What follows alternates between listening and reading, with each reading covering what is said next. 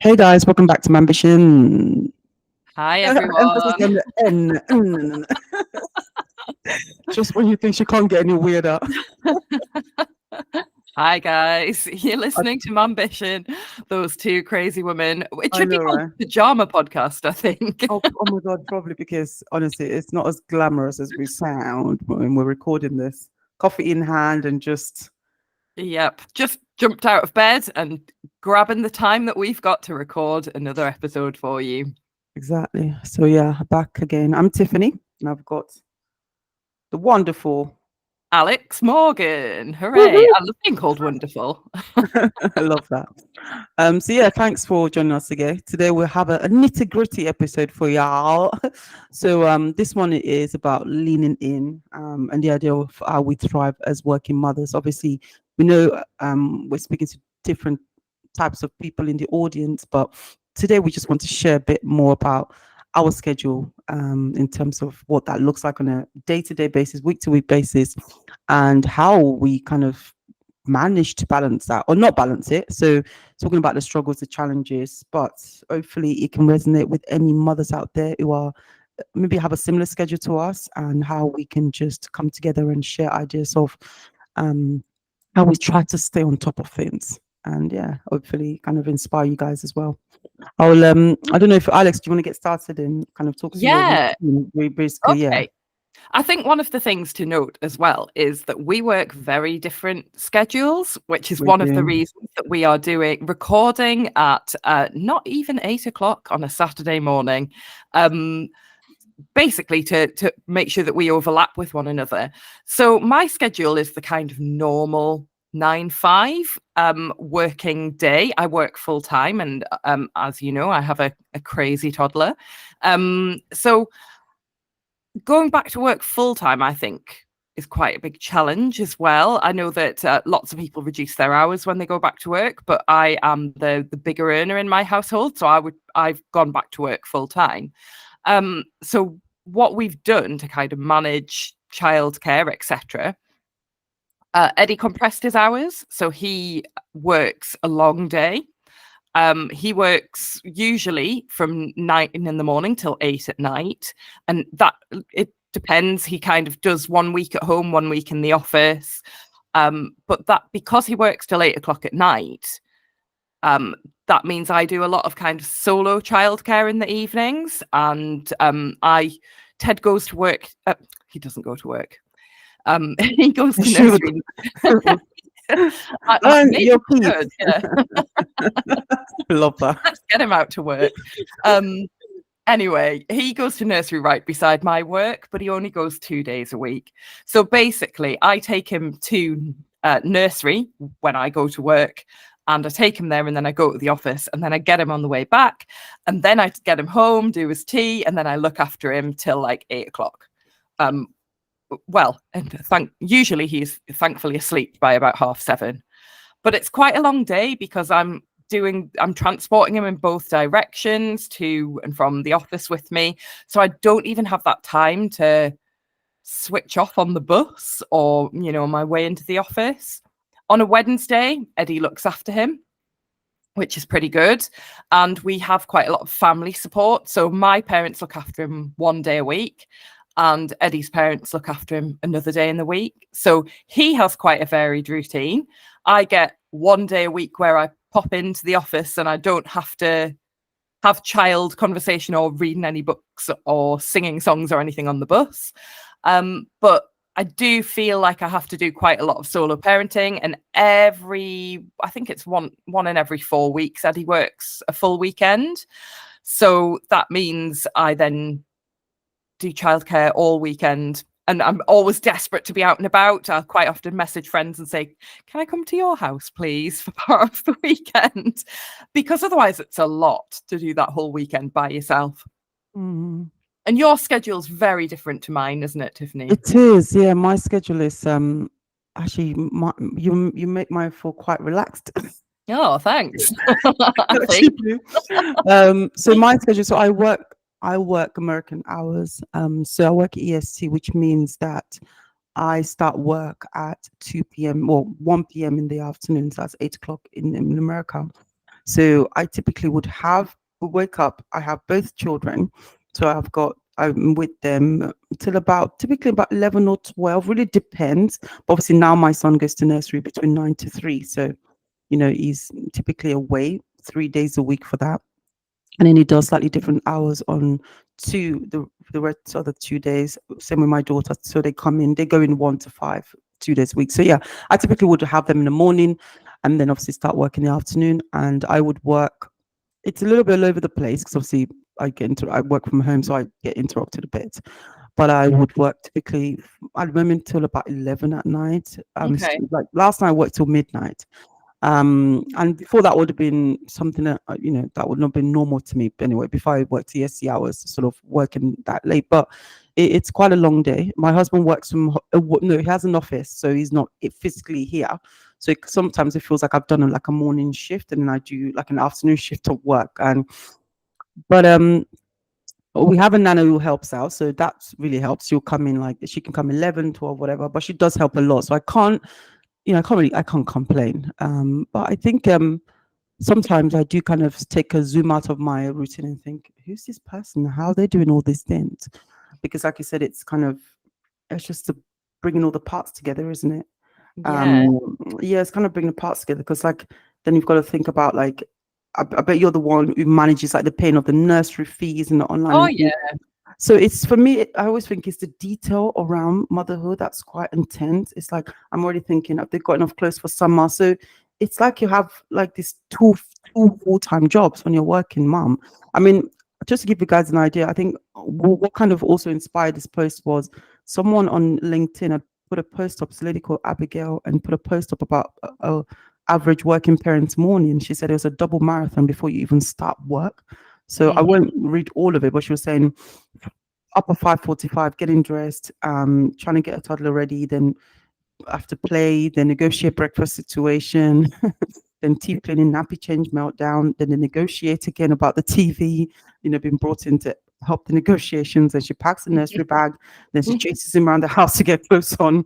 Yeah, it sounded familiar. Exactly. And it's just like all these different parts to it. And I think sometimes it's a lot. So, I was hoping that we can obviously share a bit about how we try to stay on top of it. Or sometimes, a lot of times, I feel like I'm not staying on top of it, but it needs to get done. So it's an interesting space to be in, isn't it? Just Yeah. in yourself do so many different things.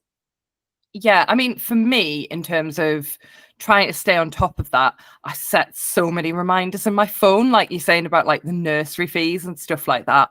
You can automate it, but our fees have recently changed with Ted becoming over 3. So I haven't. So I kind of do that manually. And I guess maybe one of the things I could do is automate that to not have to think about it. But basically I use my phone and my calendar I use the task thing. I've talked before about having ADHD, and it makes being organized and staying on top of things really difficult. So I heavily rely on reminders in my phone, in my calendar. I try and log nearly everything, right down to, I mean, this sounds ridiculous, but like cut Ted's nails, they grow No, so. I'm the same. This is it. You have to, because in the busyness of life, those things will slip. Yeah. No, I'm the same as you. I'm the same. My calendars, I use it a lot. Everything. Someone tells me, "Oh, can you guys do this with us?" It's on my calendar, on my phone. And Mhm. my mother-in-law is always insisting that I try and write things down on a physical calendar, but I'm like, no, it needs to be on my phone. It's such a Mhm. I won't even have time to look at a physical calendar. Yeah, and I think the idea of that's nice, and I've kind of got a weekly calendar thing on my fridge, which Right. I was really good at updating for a while. Okay. Mm, but You know that nice. Yeah, I got a nice calendar. and I was doing stuff like writing which days I was going to be in the office and stuff like that on it, but I have let that fall by the wayside. And I think, you just need that digital reminder. Things like, I guess Eddie's really good at putting people's birthdays into our joint calendar. So, I mean, I know that stuff like Facebook reminds you anyway, but I think stuff like that. I've just become better at like texting people and wishing them happy birthday because it's in our calendar and I kind of see it come round.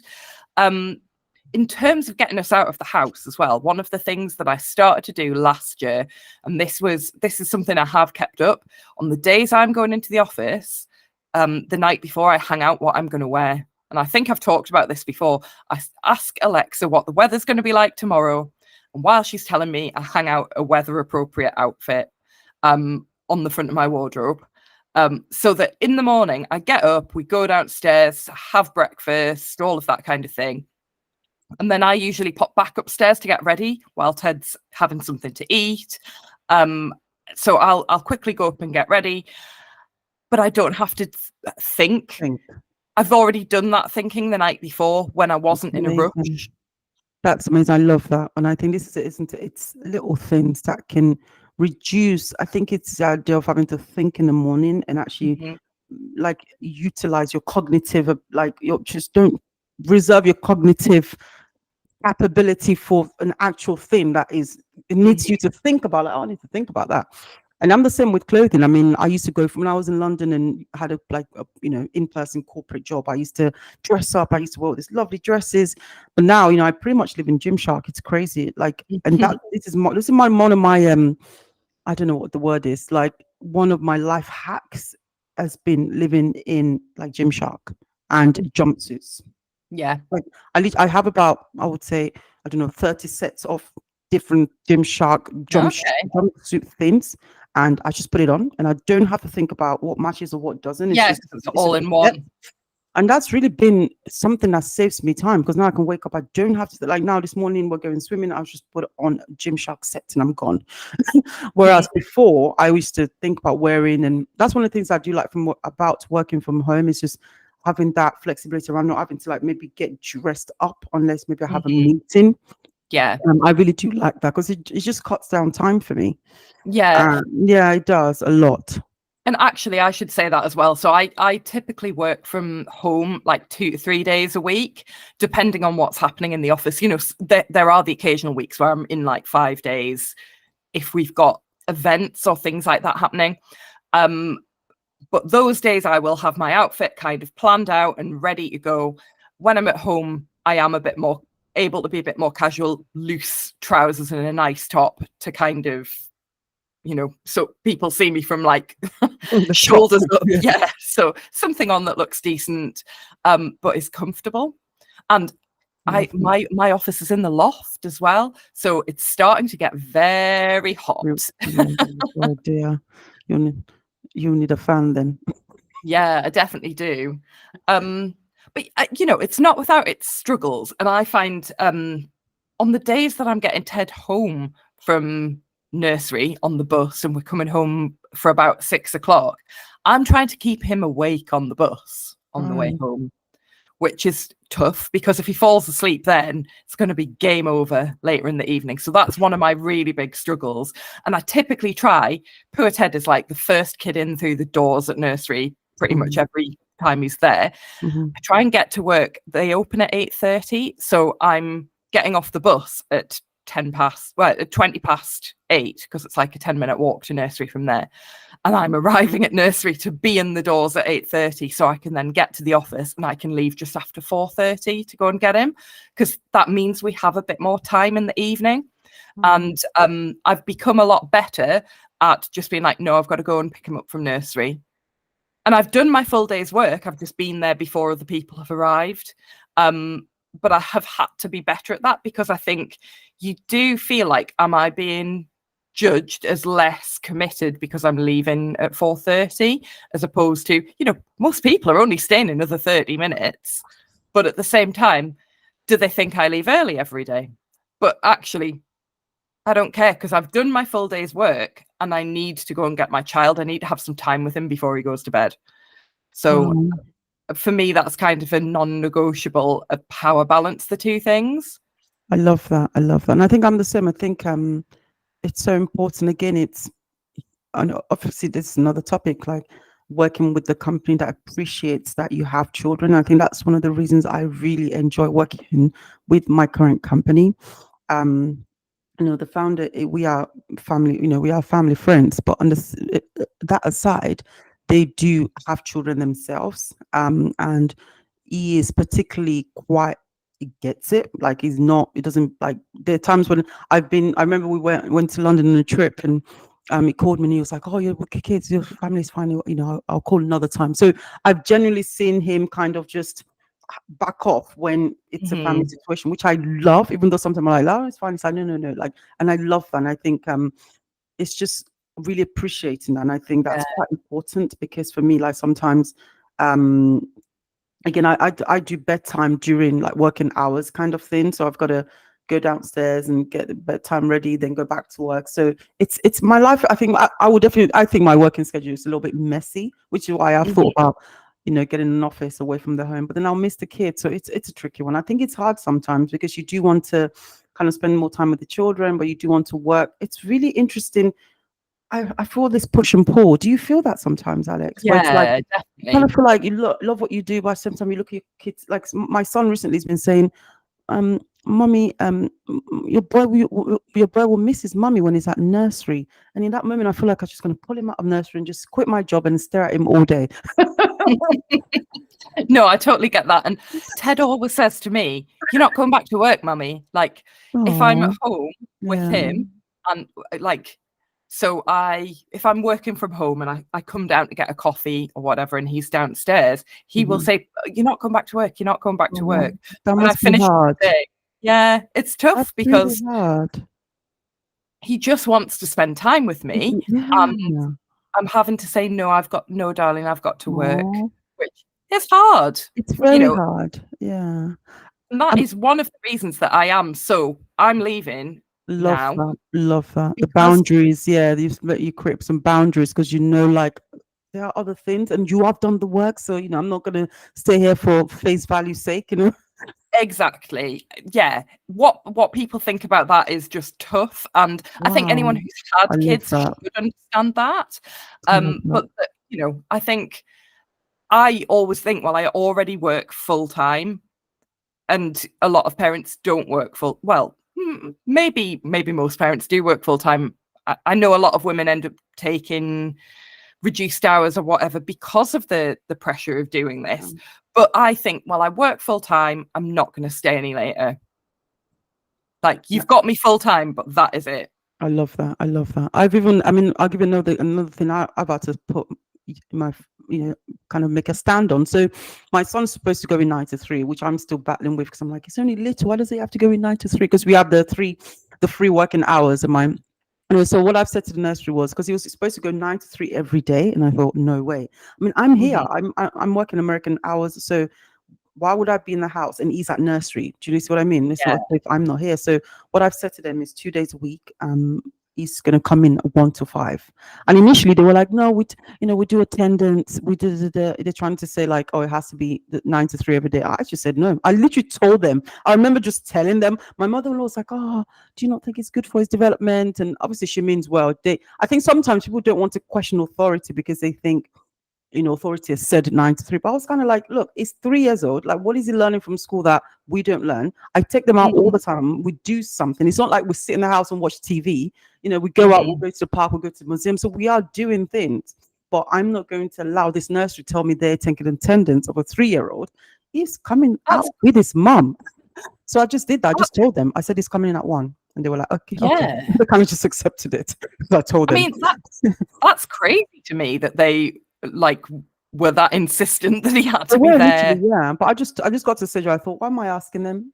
I'm telling them, well, we'll pay for the extra hours, right? We had to pay like extra for till 5. But I was like, that's what we're gonna do. And that way, him and his sister will go in together twice a week. And it's Mhm, much nicer to go in together. It's just, and I just thought, this is it. Again, it's like what you said about boundaries. I was like, I'm telling you guys what we're doing, because I'm paying the extra hours. So I don't care mhm. about what you think about his attendance. It's 3. Like, that is insane. There is no Yeah, I know.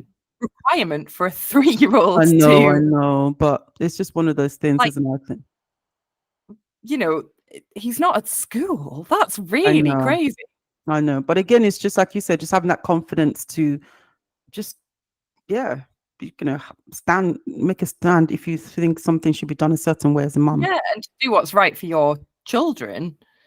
You're being a really good advocate for him when, clearly at this age, he would prefer to spend that extra time with you, Tiffany. I think so. And they're going to go to school eventually anyway, and have attendance, and it'll be all structured. But for now, I don't care. I mean, I read somewhere that you only have 18 summers with your children, so that's Oh, another. wow. Yeah. So when you think about it like that, you realize that we've only got 15 left. So I'm not going to waste what we have Oh, now that's by. crazy.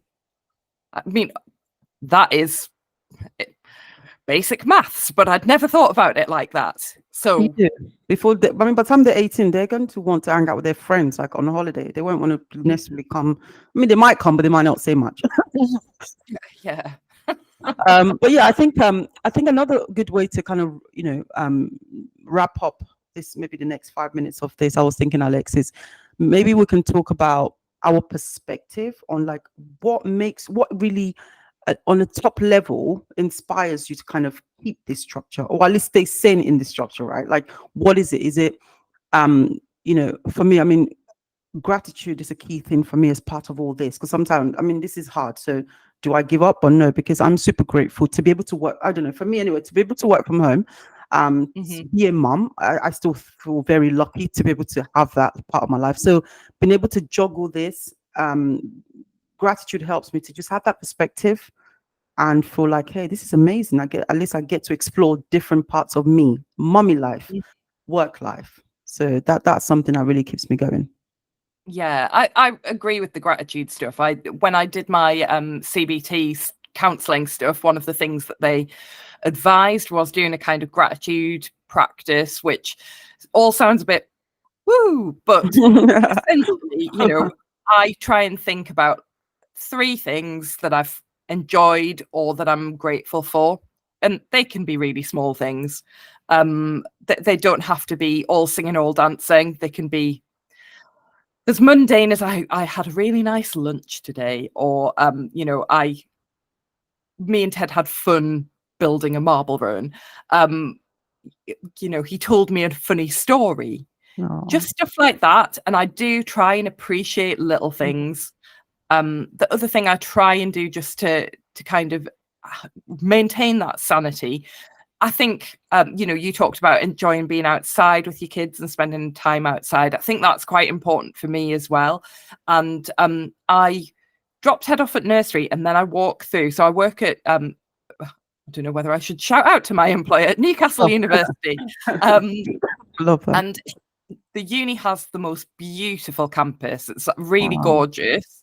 It's called the Quad. It's through these very old-fashioned red brick arches, dual arches that used to actually, sounds gorgeous, have like a road running through the arches many years ago. Can I come for a coffee there sometime? Yeah, you definitely can.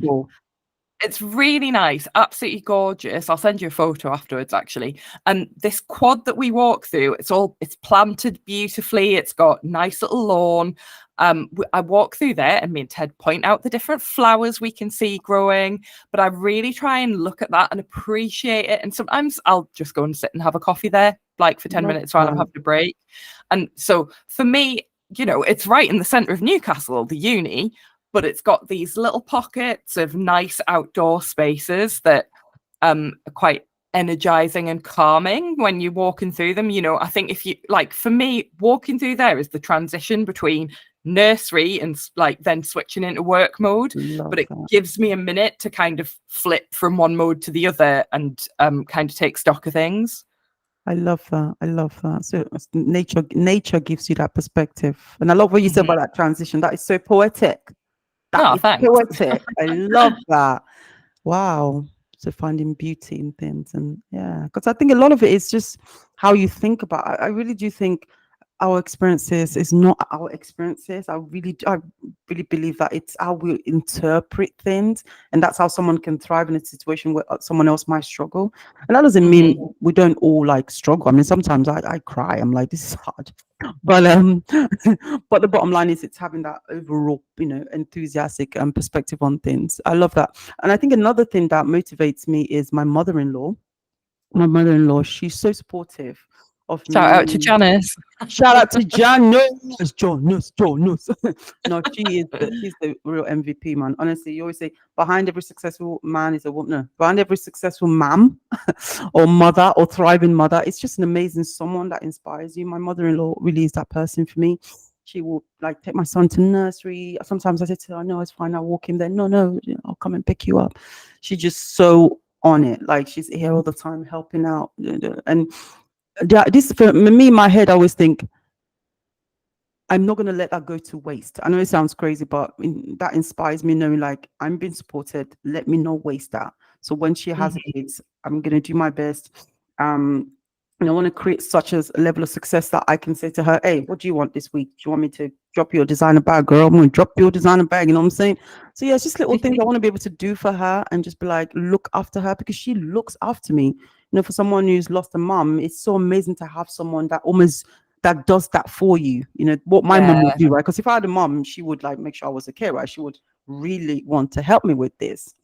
And I always think, wow, like I'm just lucky to have her as that person that literally will drop everything to come here and help me with the kids. That's so yeah. amazing. No, and she's just the like loveliest, She's friendliest woman. Like lovely. even, really chatty and welcoming to me when I've been at Bit your chatty, house bit and too stuff like chatty. Takes after her son, but but yeah, no, that's what that really works for me. And I think another thing, simple things, I'm drinking water. I've recently like really got into back into that. Like it's crazy how much water we don't drink during like the day. Oh yeah, tell me about it. I hardly drink any water. It's I really drink it bad, during the isn't it? night. I Oh, have a okay. bottle by my bed. But I just find apparently this is an ADHD thing. Apparently, Mhm. I thought it was just me. Water is too boring for Oh my, people with ADHD. water is too. Oh, well, sorry, I don't want to like. Yeah, but I find water boring too. I think it is boring, which Mhm, is why recently I have this flask and I put a bit of mhm. lemon in it, and it's warm water. I don't know what it is, Oh, but I prefer warm water with lemon. But you wouldn't catch me drinking a glass of water. So when I make my coffee and I make this and I drink at least one of this every single day now, I think it helps. it's one of those things I know I should do, but I So try, but I struggle. I basically drink coffee. I can do a flavored fizzy water, and like by flavored I mean with like a squeeze of fruit juice in. Like, mhm, um, we're not sponsored by Dash, but we should be. I had a massive supply of love those that. during the pandemic, when I was pregnant, and I was Love trying that. not to drink any caffeine. So I love fizzy All drinks. right. And I think that's apparently an ADHD thing. Often people have got like 3 drinks on the go. So like one for caffeine, one for taste. Like I am definitely, sometimes I'll be drinking a hot drink and a cold drink at the same time just That sounds messy, but that yeah. sounds too messy to me. But Too apparently messy. it's an ADHD Too trait. messy. I did not realize that.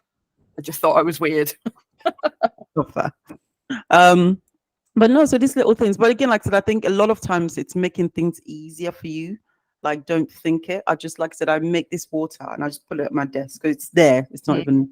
I think when you just do things without overthinking it or complicating it, then it makes it easier to do than because we do. mhm, Do we do the things we should do? No. mhm. And yeah, like I said, again, going outside, exercise. Yeah, that's what some of the things I do. But I think that's it for me. I don't know if you want to add anything else, Alex. I think one of the things for me I really realized is sleep. Sleep is important.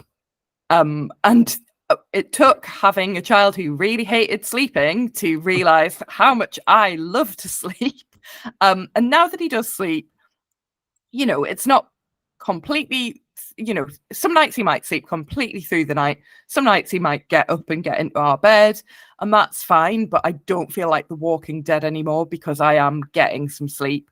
And I realize how important that is. So, when you're talking about, obviously you've got slightly augmented hours, but the thought of being up till 11, I was like, oh, I Really, couldn't do but you that. know what? That used to be my worst nightmare. I used to be like a 9 p.m. person, and I still am. I still kind of, I can't stay awake past midnight. So I only stay up till midnight now because I have a project I'm working on. But yeah, in a weird way, again, that used to be something I would have said no in my head. Like no, no, no to. So it's crazy when obviously now that life's changed, I actually don't mind that, simply because, again, it's allowing me to do two parts of my life. I think that's what it is. Yeah. It's crazy because I'm getting that time in the morning with the kids. But yeah, same. I would have before would have been like, no way am I staying to me. Like that's madness. But I quite like it.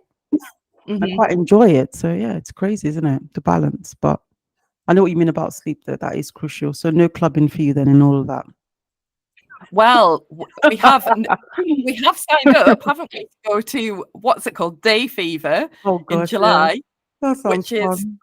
um little well, so there's one happening this weekend that we can't go to. Oh, sorry, not this weekend, next weekend, because we're all away. And I thought it sounded really good. Actress Vicky McClure set it up, and it's All right. basically clubbing in the daytime for the over 30s, which sounds tremendous.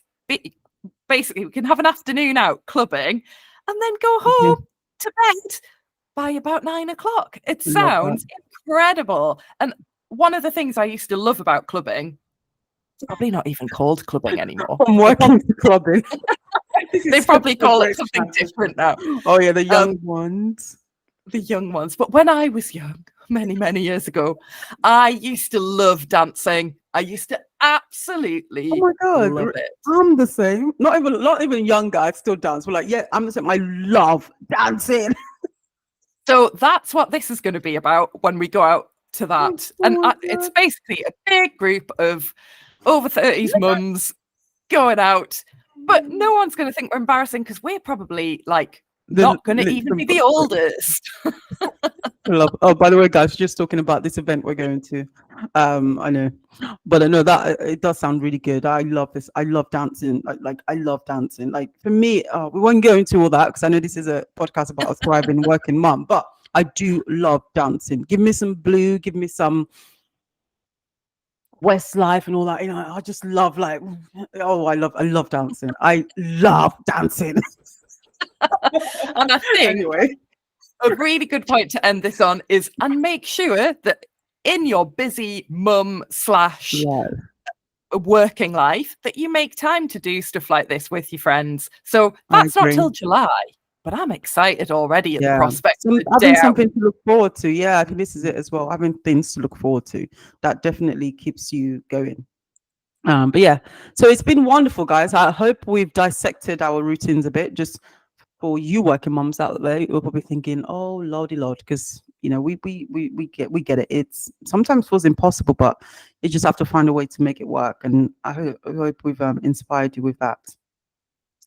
Yeah, let's hope so. And next week we're coming to you from our holiday, aren't we? We're going to record an episode together in person. In person. So yeah, that should be exciting. We're going to be there with like 10 children though, so let's hope that we can find somewhere quiet to record. We'll have to see about that. But yeah, that'll be fun. Another thing that we're looking forward to. But you know, great things for the summer. So thank you so much, guys, for today and for joining us. And we'll see you in the next one. Take care. Thanks, guys. Bye. Bye. Bye-bye.